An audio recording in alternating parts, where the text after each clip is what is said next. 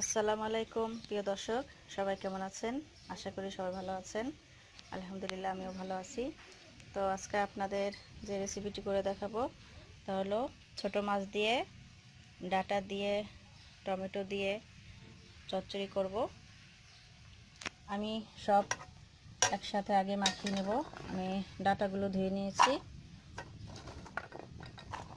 একসাথে সব মাখিয়ে তারপর উঠে দিব।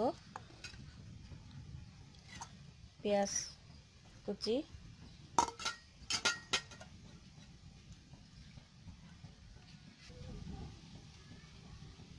বাটা মশলাগুলো দিব। রসুন বাটা, জিরা বাটা, আদা বাটা, এখন গুঁড়ামরিচ, হলুদের গুঁড়া, মরিচের গুঁড়া,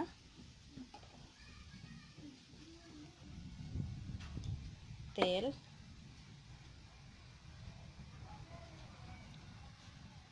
আমি এখানে মাছগুলো হলুদ আর লবণ আর একটু তেল দিয়ে মাখিয়ে রেখেছি। এখন আমি এগুলো মাখিয়ে নেব।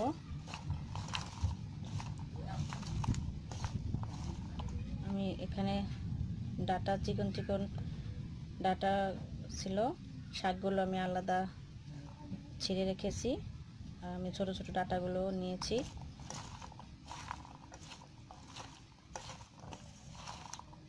এভাবে সুন্দর করে মাখিয়ে অল্প একটু পানি দিয়ে উঠাই দেব চুলায়।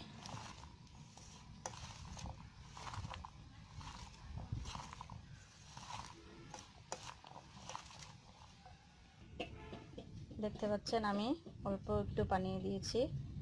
এখন আমি ঢেকে রান্না করব কিছুক্ষণ। চুলায় উঠাই দেব। এখন দেখতে পাচ্ছেন আমি চুলায় উঠাই দিয়েছি ঢেকে। এভাবে কিছুক্ষণ রান্না করে তারপরে ডাটা সেদ্ধ হয়ে গেলে আমি ছোট মাছগুলো আর টমেটোগুলো দিয়ে দেব।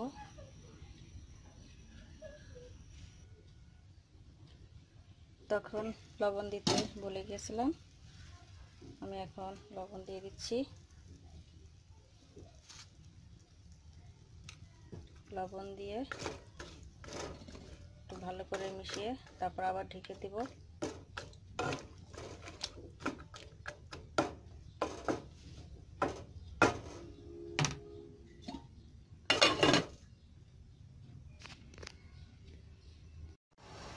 দর্শক, আমি এখন খুলে দেখব ডাটা সিদ্ধ হলো কিনা।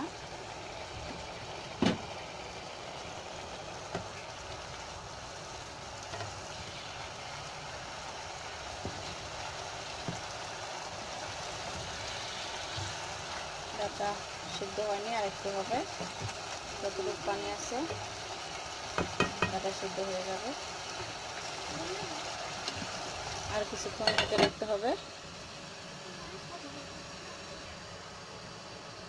হয়ে গেছে। এখন আমি টমেটো, আগে মাছ দিব পরে টমেটো দিব। ছোট মাছগুলো এভাবে দিয়ে দেব। আস্তে আস্তে করে এভাবে ছড়িয়ে দিতে হবে। বেশি নাড়াচাড়া করা যাবে না, তাহলে মাছগুলো ভেঙে যাবে।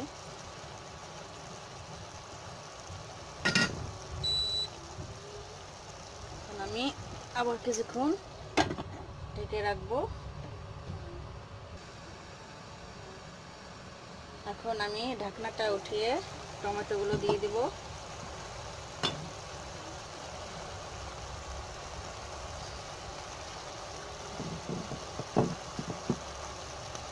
টমেটো দিয়ে এভাবে একটু হালকা নেড়ে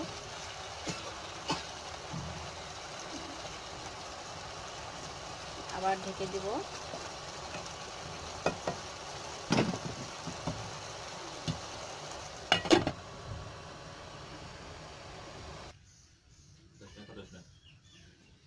এখন আমি ঢাকনাটা উঠে দেখব। দেখতে পাচ্ছেন একদম পুরো পানি শুকিয়ে গেছে। আমি নিচে বেশি করে জ্বালিয়েছি, নিচে পোড়া পোড়া হয়েছে একটু। দেখাই, দেখতে পাচ্ছেন। এখন আমি বাটিতে বেড়ে নেব। দেখতে পাচ্ছেন আমি ছোট মাছের চচ্চড়ি ডাটা দিয়ে চচ্চড়ি হয়ে গেছে। তো আজকের ভিডিওটি কেমন লাগলো অবশ্যই আপনারা কমেন্ট করে জানাবেন, আর বাসায় ট্রাই করে দেখবেন, ভালো লাগবে। আজ এই পর্যন্তই। পরবর্তী ভিডিও দেখার জন্য আমার চ্যানেলটি সাবস্ক্রাইব করে পাশে থাকা বেল বাটন অন করে দিবেন। সবাই সুস্থ থাকবেন, ভালো থাকবেন। আল্লাহ হাফেজ।